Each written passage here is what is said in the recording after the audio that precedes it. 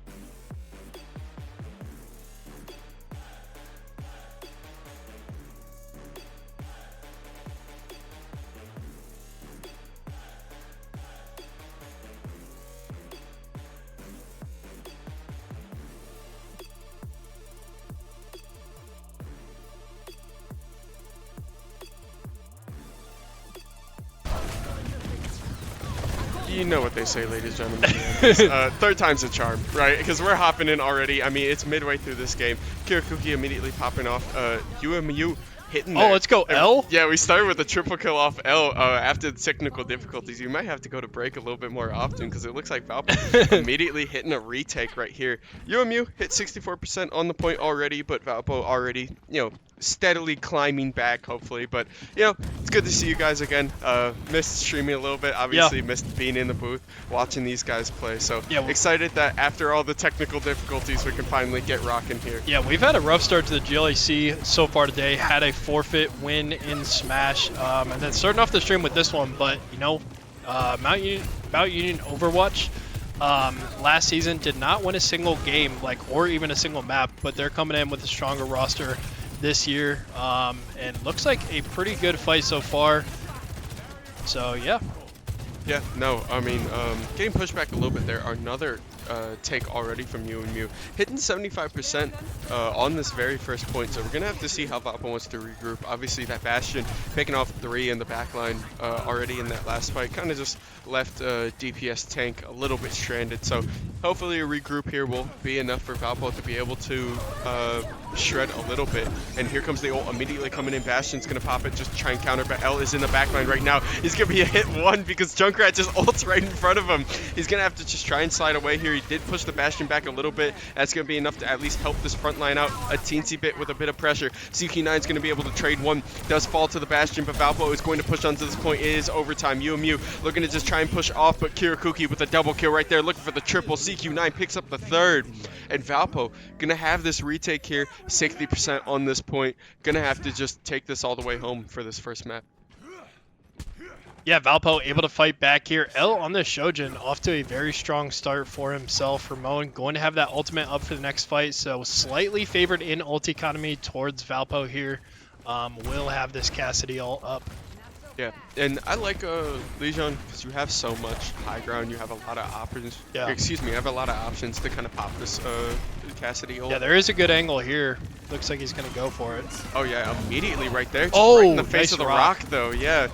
Not going to be able to get it off, though. Just getting a little bit aggressive there, and 2 are going to fall to the side of Valpo. Kirakuki's going to be able to pop 1 at least, though, to trade it back off. L is still sitting with ult, but he is off point right now. Ramon's going to be able to pick up another one. Here comes the ult from Kirakuki as well. Might be able to pop. There it is, and they secure objective off that. Just no contest coming from UMU because everybody that walked on point died.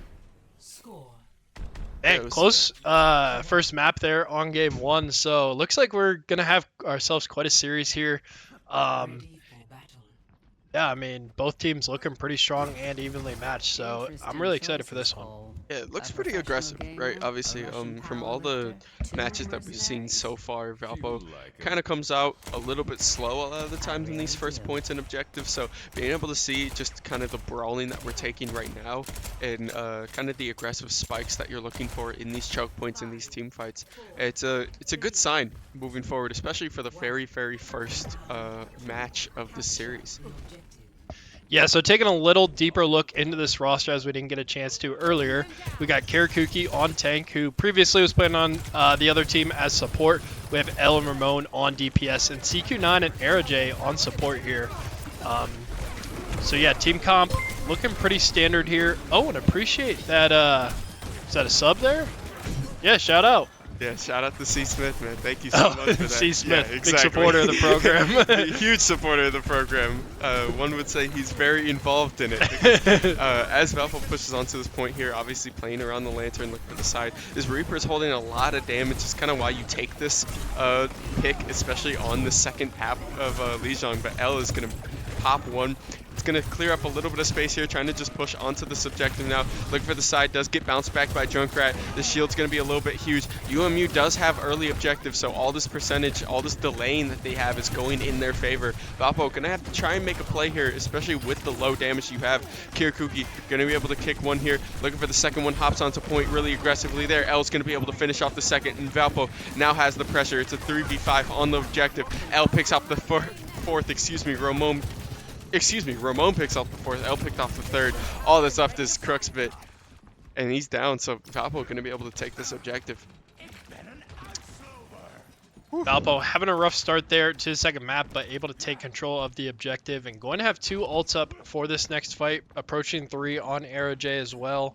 But ult economy definitely in Valpo's favor. Yeah, it looks like it. I mean, they're going to have to push onto this point coming from middle here. I think it's a little bit rough, especially with just kind of the area control you have with, you know, a window or Baptiste. But L hanging around it right here.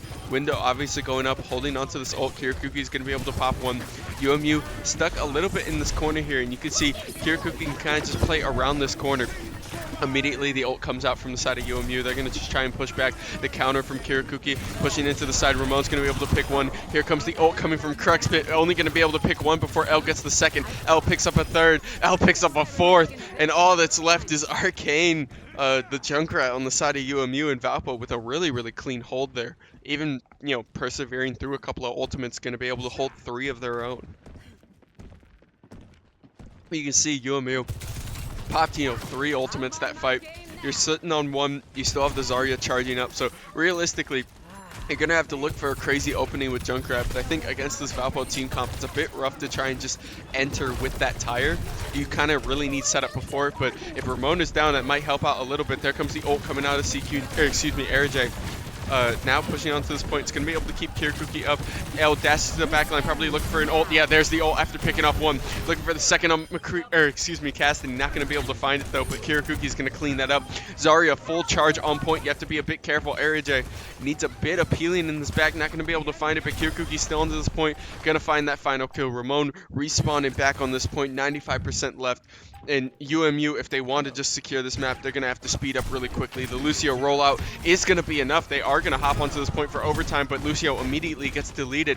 Now pushing back to this top. Junkrat gets jumped over the side. They're going to fall. It's 3 down again for the side of UMU. All that's left is Moira on this point right now, and the tank sprinting back.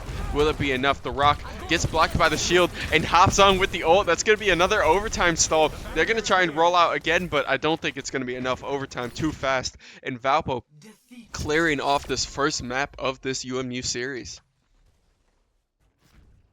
There we go. Valpo taking game 1 in this best of 5 series, but we're going to take a look at the play of the game, and it's going to be L on this Shojin. Yeah, I like it. I mean, L was popping off this game, like by far. He just had really aggressive slides. We're going to see here, he gets this one shot, and then immediately just kind of pushes his pressure in. It's just a lot of DPS you can output with this character, so when you're performing, when you have that aim down, looks really clean. But no, really great start to Valpo's very first series of this semester. Yeah. You know, I see a couple people saying we're excited. Reason why we're excited, I mean, it's the first game of the season. Yep. Excited to be back in the booth with Blake here. And additionally, this is also my alma mater, Mount Union. So Yep. starting off with an exciting one for me personally. So excited to get to see these two teams match up. But yeah, pretty solid game one. What were kind of your thoughts? I think it was a little closer and competitive than we expected, but I'm excited for that, and think we'll have a great series. Yeah, so obviously, we were troubleshooting that very first map, but it was very like back and forth, right? It was kind of one team, Valpo immediately came out, got the first objective secure, but then UMU came back, wiped three, Valpo came back to wipe three, right? It was kind of very aggressive, very like choke point centric. They were kind of wiping each other. But then what Valpo played really well in that second game, excuse me, the second map specifically, was those kind of choke point fights that were swinging really hard in the first game.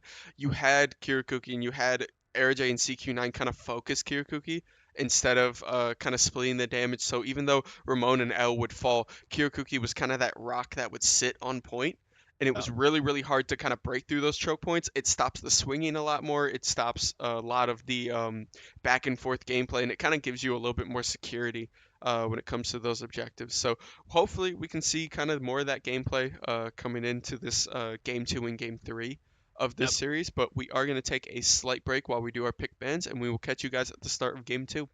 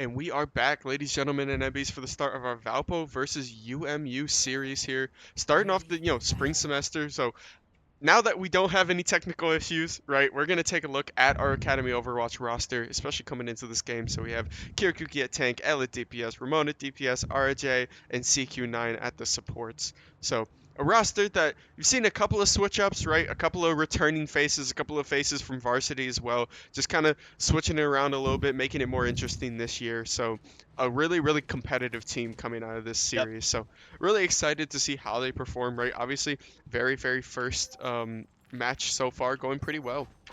Yeah, I think the big one is Kirakuki swapping roles too. But Yeah. I've seen all these different players just playing on with a different group of 5 now. But so far going off pretty well. I know practices have been pretty darn successful, especially considering the short turnaround from school starting to our first game. But going to be on King's Row, a common favorite for a lot of players here. It's kind of like the PS2 for Smash of Overwatch here. So used to be called Scrims Row actually.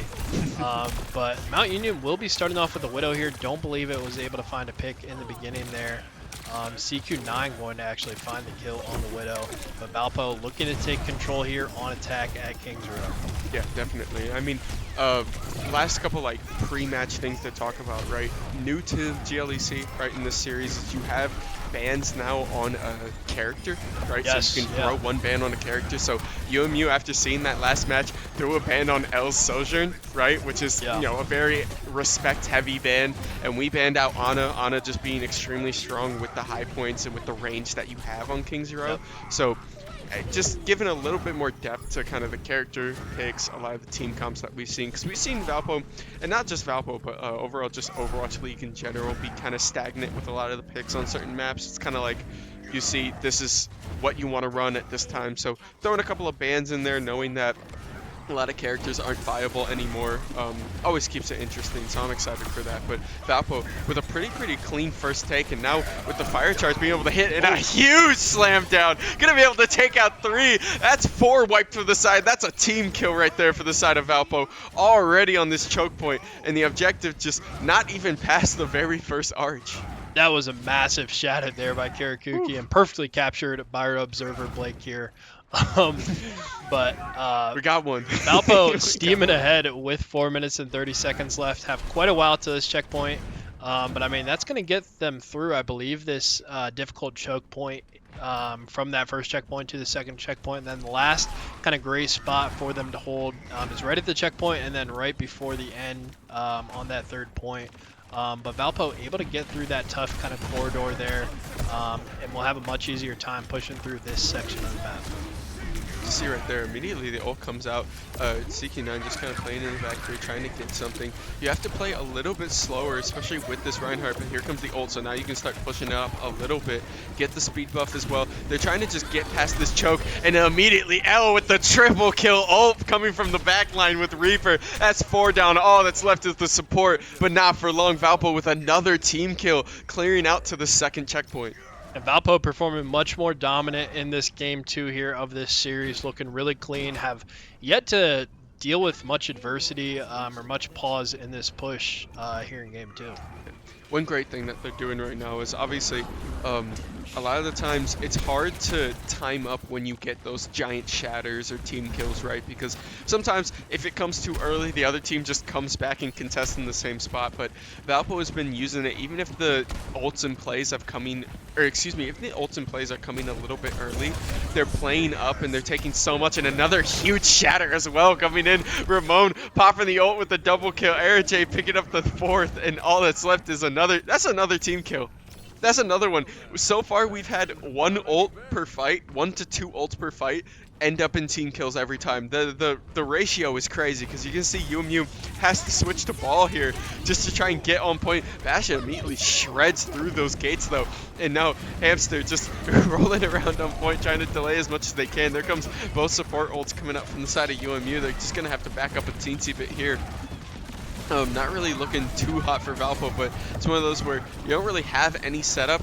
They blew a lot to get onto that point, so you can kind of just back up, regroup a little bit, let you play with your ults. CQ9's ult's coming up soon, L's ult's coming up soon. You have DPS, you have health at least to walk on this point. You kind of can just push through. I think Valpo is in an amazing spot right now, especially because Hamster isn't really in a spot where he can swap right now, and Ball not being the greatest tank of all time, especially for holding points other than delaying points, so kind of just keep playing with that. The fire charges are hitting though, so Kirikou can kind of just keep choking away.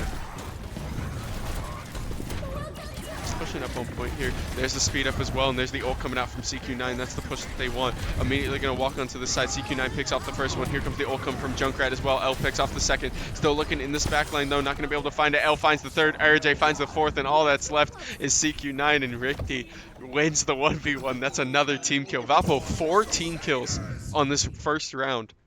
Yeah, I mean, looks insane. phenomenal on attack. They just got to keep it up once they swap to the defense side. But I mean, man, they're looking really strong here on King's Row map too. Yeah, ton of momentum right now running in. We're gonna have to see what they want for that. And look, shout out look who another just huge subscribed. supporter of the program here. Giant supporter of the program. I mean, great guy, just great player. Yeah, sub is so influential. It's almost like I can hear his voice on stream right now, telling me that he subbed. It's crazy, dude. No, but thank you for all the support. Speedy Killer Ninja, no idea who that is. But no, Valpo going onto this defense should be a pretty fun at least point to watch hold, because we see Ramon plays the Cassidy, right? L plays a lot of those corners. We're keeping the same exact comp that we had on offense, and I don't think it's bad here. You have a big Reinhardt shield at least to sit with the supports. Supports have a lot of range that they can get to you with, right? It's kind of slippery backline, so when you run that with like a Reinhardt, it's really nice, because Reinhardt can hold his own, right? It's more so just people running past him that's kind of rough. So if you pair that with a couple of slippery supports, pair that with a range, and then one DPS that can flank, and you have yourself a pretty good team comp. Yeah, Reinhardt able to see in the window. Mount Union trying to play a little bit of high ground here early to start off. We'll have that Widow again. Valpo opted not for the Widow. Now I'm just shoving onto point here. Yeah. I like the Orisa. Obviously can't get CC'd through this point, and then immediately shredded out. Kirikou just stuck in this corner, gets pushed out, and is going to get shut down. Just waiting for that shield to drop for the spear right there was really nice timing from Orisa. As now UMU is in a really great spot to just push this. L is going to have to just TP out, and I think Valpo just immediately has to give this point because of that early take. Yep. Yeah, one downside of having a really like split comp like that is if Reinhardt does fall, you kind of have nobody to contest on point, nobody to push with your team. They are going to immediately step up to this archway though, try to hold this very first payload. Yep, so Valpo, Mount Union, excuse me, off to a great start in here on attack. But Valpo, you know, has plenty of time to work with here. They had a great attack, so just got to keep it up on defense here. And I like this little flank sneaky play by L here. The TP up to high ground. It's going to drop back down and join up with the team. But Mount Union going to have a tough time trying to get through this choke point here, as Reinhardt is playing up quite far. The Orisa dropping a bit low here. That was close, yeah. You still have to watch that high ground, right? That's kind of the nice thing about this archway, especially when you're playing Reaper, is that you have a lot of space to work with. As you see, Reaper's immediately going to jump down to Kirikou, but Kirikou gets it. Zenyatta ult comes out, but it's not fast enough to save the Orisa on this point, so they just wasted ult and lost their push. UMU, it's going to be a huge tempo shift now for the side of Valpo. Yeah, they're off to a great start there, but do stagnate a little bit here. Going to stall out that push. And the more time that takes away, the better for Valpo, as UMU is going to need to take some time to regroup here before they can contest this objective again. You can see L just takes this high ground. Kind of just, you have to pop out a little bit because it's the safest spot for you to be at. Being in this point, you get, CC stunned out immediately, so you get a little bit of shred. There's the ult coming in from the side as well. L looking in the backline, going to be able to find one. Matt is going to trade in the backline for Ramon, though. They're going DPS for DPS. Matt is going to trade off the second one as Kiriku's forced to back up. You still have the shatter, so you kind of have to play around this Orisa not having her form. There's the form, but you don't have the DPS to back it up right now because Ella and Ramon are both backed off. So there's the shred in as well. Hits a 3-man shatter right there. The Lancer's going to come back out, try to save them, but it's not going to be enough for Zenyatta. Kirikou picks up the first kill, but he's too far up. Not enough healing there to be able to survive that. and now Yeah. they're pushing past this objective. Valpo looking a little bit staggered at this They point in had the like a defense. huge shatter there. They just didn't have the team there to be able to follow up on a big ultimate like that. Yep. So although did get the 3-man shatter, there was just no damage to follow up on that one. But I feel like Kirakuki just loves this Reinhardt for the shatter because he always finds like the most massive fight swinging plays there as well. And Father Pyro is subscribing as well. Hey, aren't you the coach? Watch the game. Watch the game. He is No. watching the game. True, yeah, you are watching the game with the best commentary that you could find. I respect No that. in-game no. coaching. I mean, you gotta do something. True, so. true. Actually, I forgot. I'm sorry. I'm sorry, Father Pyro. My fault. But no, I can definitely see why you'd want Reinhardt on this map, right? There's a lot of chokes that you can shatter in. If you can find good shatters, it's huge. But now, just gonna mirror with this Orisa, right? You need the damage, you need the CC that she provides as well in the front line. So it's kind of huge. Really nice Suzu as well there. Gonna open up the gates, and L in the back line with the ult picks up 2. AirJ picks up the 3rd. Reaper's gonna be able to trade 1, but AirJ picks it up right there to shut down Cruxbit. And that's going to be a huge trade for Valpo. You go 2, excuse me, yeah, you go 2 ultimates there. 2 for, looked like 1, but you were able to at least stop objective there. So Yep. it's going to be huge for you. Mount Union will have ult economy there for this next fight as they have 4 up. Gonna have that Junkrat, the invulnerability as well. Bastion, or that Bastion or Shojin? That is Bastion. Bastion, and then Orisa. Man, Yep. I'm Yeah, a little 'cause- rusty. You know, Yeah. gotta Well, get it's- back into it. Baptiste drops the window immediately there for the side of UMU. Are going to be able to delete a lot of that, but the damage is just way too much with the Bastion pumping into that. That's 3 down for the side of Valpo. They're just going to have to back this up. Yeah, and unfortunately, they only needed to use 1 ult there, just the window. Valpo still has 2 of their own, but a lot of members of UMU still able to sit on that ultimate. And when you're able to win a fight just with that 1 ultimate and save the others, I mean, good recognition by their players not to just spend them to use them. Yep, definitely. So I have to just push back to this point here. Valpo, obviously, last checkpoint. You still have 3 minutes. So as of right now, you have more time on the clock if they were to overtime it. So Valpo, even though the hold isn't going as they wanted, right, which is a perfect hold, you still are winning in the time department, at least as of now, going into this 3rd objective. And L immediately gonna pick up the 1st one. Here comes the ult from Kirakuki, picks up 2 as well. That's 3 down for the side of UMU. Matt is pushed back now. UMU push kind of dead. If they can get this kill on Matt, it's going to be huge, but he picks up a health pack and he has healer on the top. Baptiste is going to be able to keep him alive, so no stagger on the tank there, but it is going to be huge just to push back a little bit of damage. Was left with just a sliver left. That would have been massive if they were able to find that kill. Oh no, and Kirakuki gets speared Bounce off. is going to be huge, yeah. That's so rough. Now just pushing back to the side. You have to play with no tank. L getting chunked out there as well, trying to just play to this healing, but they have so much front to back damage with this Bastion and with this Orisa just walking in that there's literally nothing you can do unless your tank is there. So not having any blink, Ramon needs to get set up, but he rolls, not going to be enough. Here comes the ult come from Bastion as well, just trying to keep them out of spawn. Trying to get out. Kirakuki, is walking in, but he just hops on and gets immediately melted on point, and this damage is just way too much. Yep. Valpo, UMU is going to tie this up 3-3. Yeah, we talked about how important that stagger would have been on their Orisa. Our Orisa gets staggered, and unfortunately, just player after player kept dropping.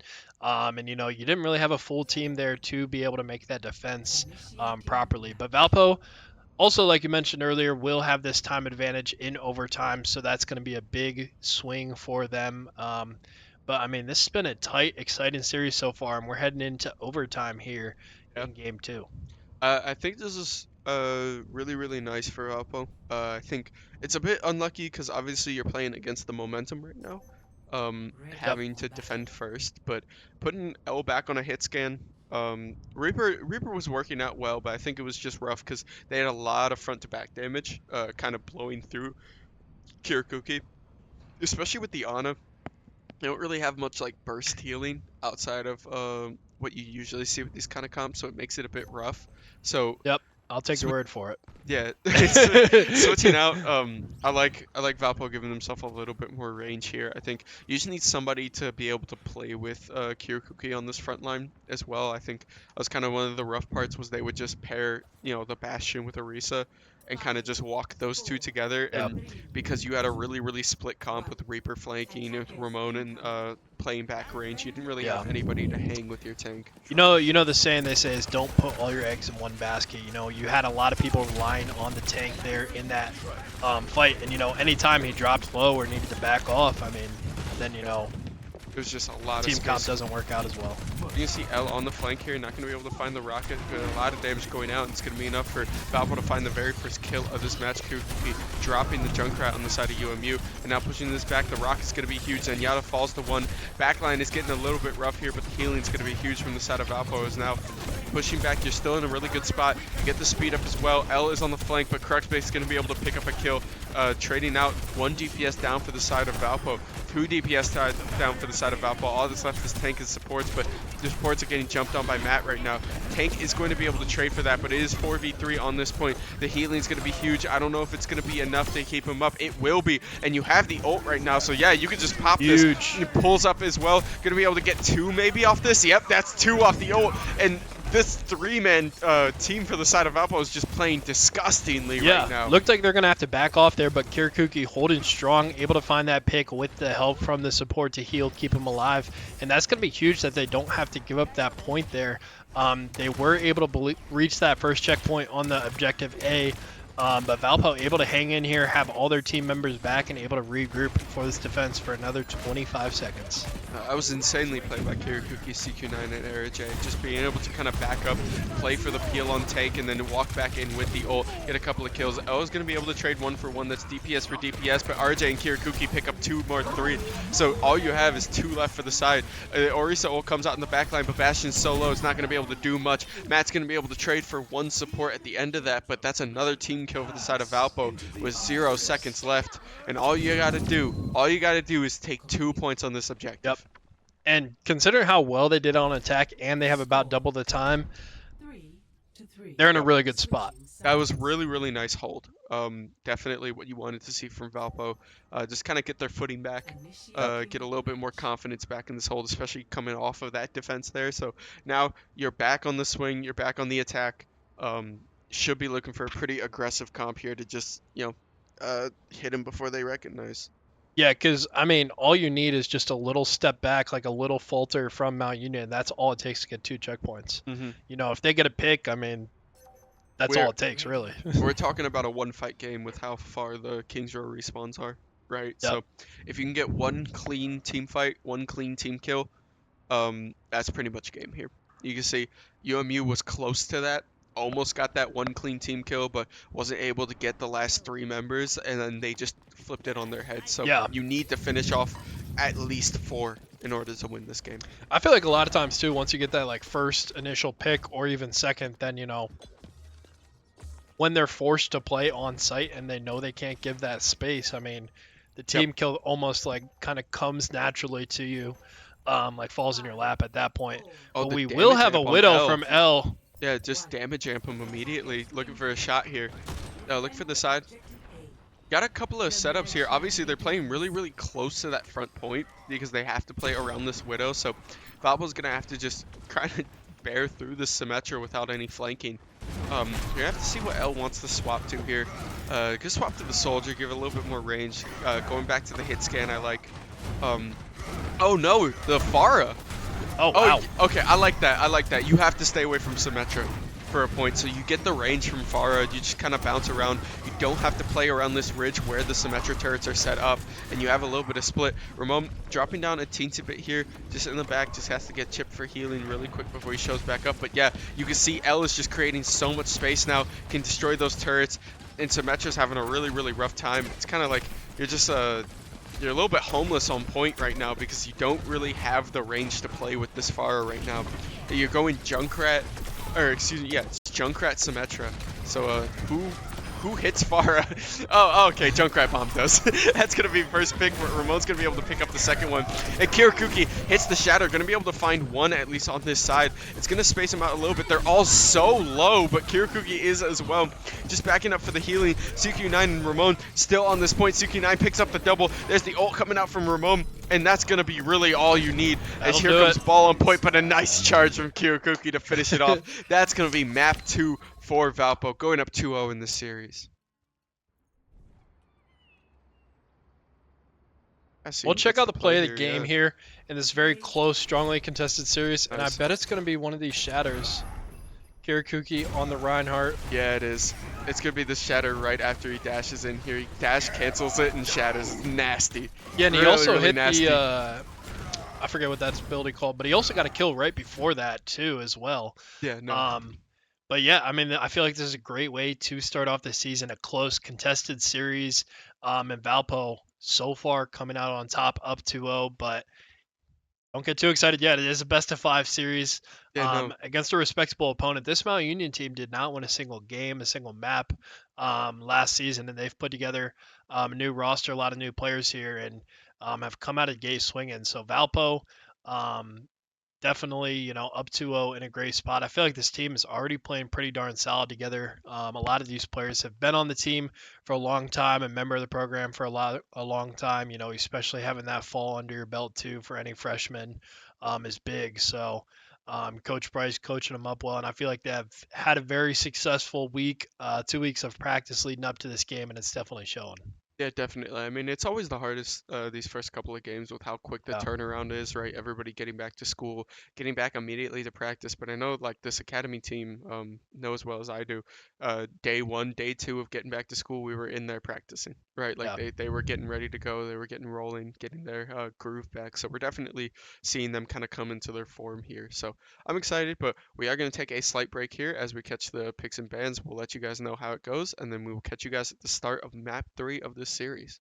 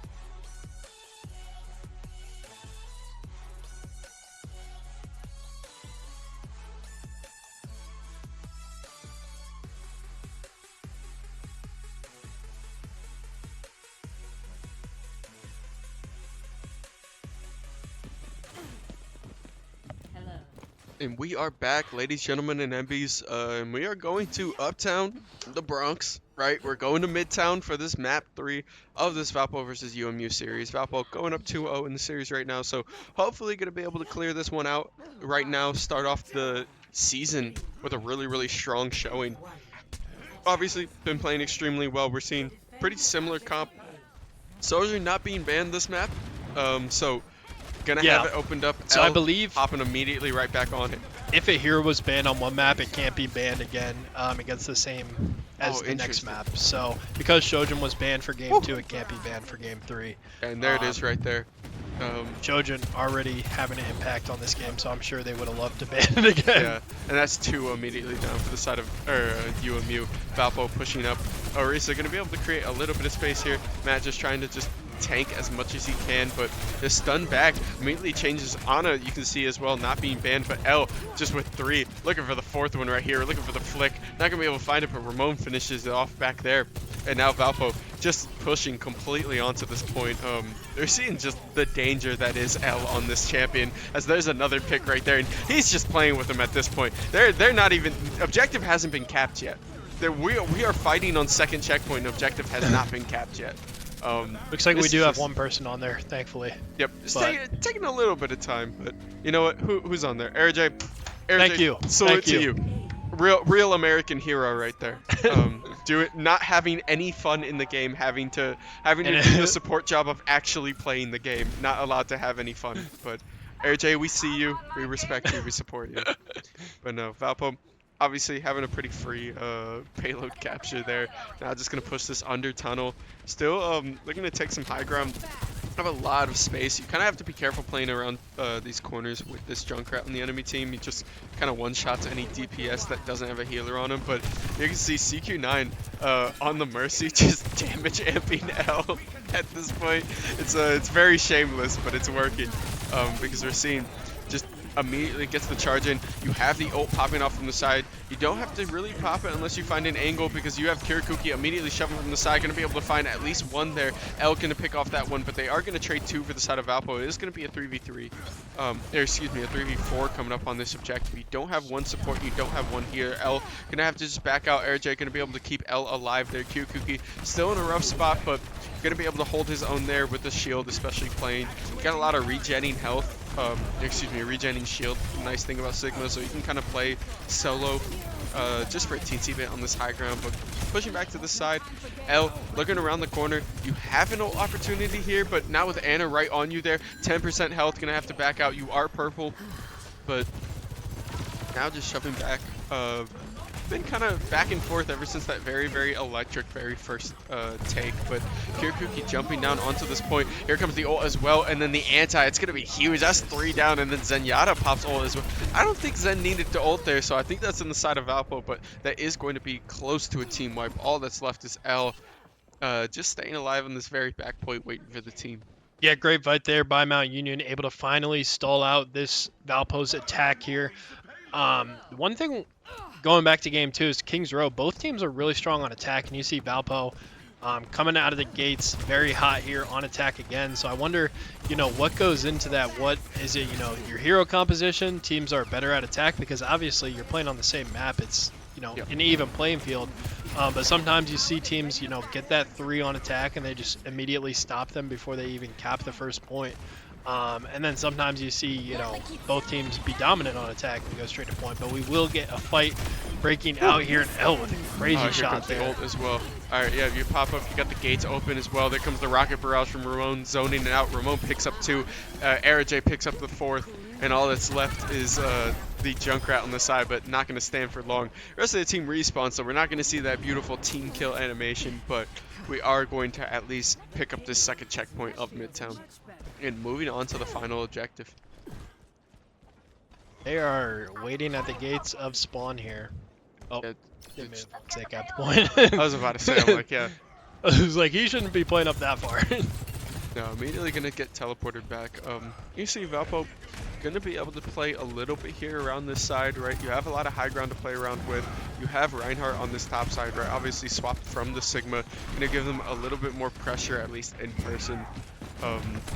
Especially when you have like such dedicated healers like Mercy. and you have somebody slippery like Kiriko, you kind of have a lot of flexibility to play on this front line. You can see fire charges are going through. L's going to be able to pick up one in this back, and they are just shredding through this back line. They're kind of just shooting right past this Orisa. As we're going to see here, still looking for a couple, gets the damage amp as well. 100% charge, looking for this right click here. Almost going to be able to find it. There's the charge up as well. You're going to be able to play against this Orisa fully charged. The shield is just going to be huge though. It's like this Orisa is just kind of DPSing solo with this Ana. There's the ult timed out as well. It's going to be huge for Valpo. Although L does fall, so they are going to have to back up. I think, you know, only dropping one for that ult and still keeping up a little bit of pressure is pretty huge for you. As here comes the charge and the ping. Gonna force the Zenyatta ult out too, which is huge. You know, back up as well. I think you're in a great spot. You have enough healing.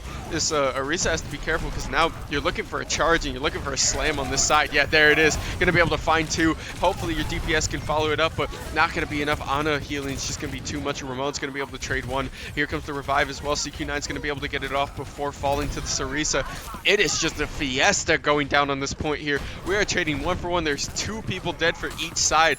3 people on this point, 2 DPS, 1 healer, and all you have is Kirakuki. But obviously, Valpo gonna have a quicker respawn until kind of around this ridge point, which is where UMU definitely has the easier space getting back in. Here comes the charge from Reinhardt, gonna get canceled as well.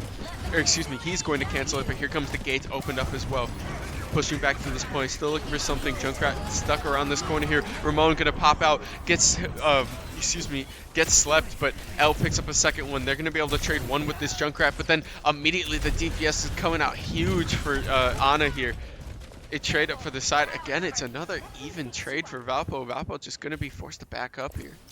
Yeah, I mean, this is quite a volatile game here, to say the least. A lot of trades going back and forth, but there hasn't really been like a true like clean wipe since we've passed that second checkpoint. So Valpo's been able to chip away at this distance, but hasn't really been able to accomplish too much without getting a true like solidified team fight win here. And we do see the switch to Malga here. So that'll be interesting to see how it is. You know, we've seen the Sigma, the Reinhardt, the Orisa. But Malga, something that we've seen from Fusic a lot on the other teams. So I think it's a really strong pick, but we'll see how it works out. Immediately pops in there, but yeah, I don't think you win that. Looks like a mistake there. A little bit of a misstep there. I'm mainly going to have to anti. You have to be careful. I like the Malga pick because you kind of take Malga into very, like, you know, people that want to just face tank you, right? Yeah. Because Malga's always going to out heal it. You're going to have enough DPS to be able to handle it. Although the Ana making you purple is kind of rough, I think it's a worth trade here, especially when you have an Ana now swapped on this side, because L's going to be able to pick up one, and obviously it's going to be enough. They're going to push on this point, because you're going to see Orisa just can't function anymore into this Malga, and there's the ult coming out as well, but immediately going to walk up and tank it. The Zenyatta ult's going to be huge, and that's going to be enough to charge up the one shot there for Kirakuki. They're going to have to force it, but now, yeah, L is just on this back line, going to have to just play around this corner here. Jumps up, Ramon's going to be able to pick up that one, picks up a second one as well. That's a double kill for Ramon. Looking for the triple. L's going to find the third one. 2 people left on the point for UMU. You have the ult, immediately going to pop it, but L's going to just finish it off before you can even pull the trigger, and that's a triple. 2 for Ramon, 3 for L, and that's a round for Valpo. I'm gonna be honest, I was pretty shocked not to see the tank swap characters there. After that first death with the ultimate already used, so you know that ultimate charge is not really a factor there. Died again, and you know, just sticking on this Orisa, just looks like a pick that they're comfortable with, want to stick on, but did not look advisable, because once they started to get staggered, die first in that team fight, then Valpo is able to get that distance and able to get that third objective. So they're going to get a full push here on attack, going to swap to defense. We'll see if they can make that hold, or if Mount Union's able to fight back and send us to overtime again. Yeah, definitely. Sorry, I'm getting distracted. It's like RoboCop or... Yeah, it's a firefighter. I've never actually seen the payload on this map. Yeah. It also spawned us like 50 miles away. But no, we're gonna see here Valpo switch up the comp a little bit here in the tank, going with the Ramatra. I like it. I think Midtown, one of its best things on this point is you kind of have like 2 choices to play. Is you either sit here, right, and you sit around this corner, around kind of the fire truck, and you just shoot from range here, or you go into melee range right around this corner. Excuse me. Oh my gosh, it's been so long since I've used the Overwatch Spectator.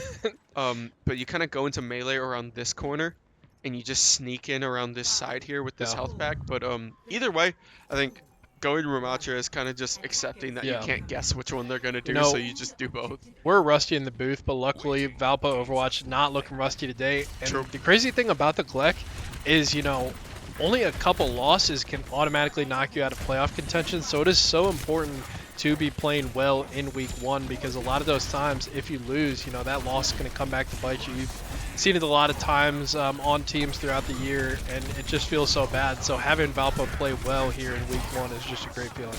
That's a good pick immediately coming out. Yeah, no, I completely agree. It was really really rough.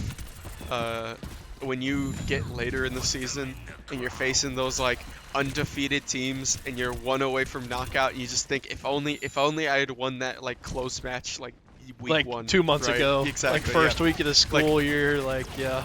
These kind of matches set you up for not having to stress about that or being able to give a couple of series later in the game, because obviously no team is perfect, right? So everybody's going to drop a series, everybody's going to drop 1 to 2 series, so it's kind of taking the games that you know you can win and being able to convert on those. So any of these games you need to play like you're playing for playoff contention.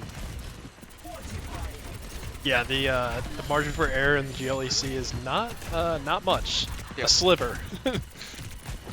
But Valpo here so far doing pretty well on defense, as Mount Union has not been able to get any progress here on objective A.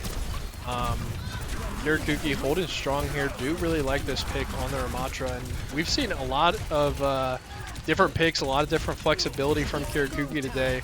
And I think that's really aided them. That's 1, that's 2. Immediately going to slide back, looking for the third one coming up around this side. Oh, just misses it. But Ramon is going to be able to just clean it up here as well. L picked up 2, Ramon picks up 2. The DPS are just putting in work right now. It is really, really rough right now for L you is to try and deal having with this. a heck of a game and a heck of a series on this Shojin, and is playing really well. Has been a staple in this program, has just been getting better and better each week, each month, each semester. I'm glad to see him having a great game here today. L's having just a great series in general, but Ramon is starting to heat up Yeah. really, really strong in this match. A lot of Settling these fights, in, getting a little more confident. yeah, it definitely the shots are starting to land now, because he is starting to shred people. And there's the pull in immediately. A bit of a weird pull in there. Suzu's not going to be able to be enough as they get pulled back. L's going to be able to fall, but Kirakuki's going to trade as well. Just gets pumped up and shredding there. Picks off 2. Going to be able to force this DPS to the back. Ana still trying to plane around this corner here, but you have to be careful. Your purple 53 health can't really do much. Really nice block as well, but the shield might have to be careful of getting bursted here. The healing is going to be enough. You have a lot of shielding, so you just kind of push back, or excuse me, a lot of damage reduction, so you push back there. And Valpo, minute left on this point. UMU has to start getting really desperate here, but you have a lot of ultimates that are fight changing. Right, like Kirakuki can pretty much tank forever with this, and Junkrat's not paying attention.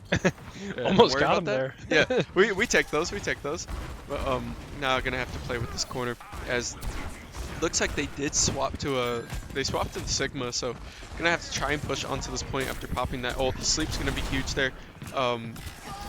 Pushing this side, here comes the ult out of Junkrat coming from the top. Gonna have to delay that a little bit there. Really nice pop from Kirakuki there, is now gets the drain tanking, gets the healing. Zenyatta ult comes out as well. Gates coming up.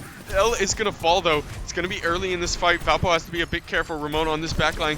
Going to be able to look for 1. Goes find that one. Kirakuki pops the ult. Going to be able to find a second one there. You're going to be able to trade 2 for 2 here. Valpo is still in a great spot. Ramon pops the ult. Going to be able to kill, but is going to trade his life for it. You go 1 for 1. Kirakuki finds another one. Finds the 4th with RJ on the point. And that should be enough. Valpo finishing off this series against UMU.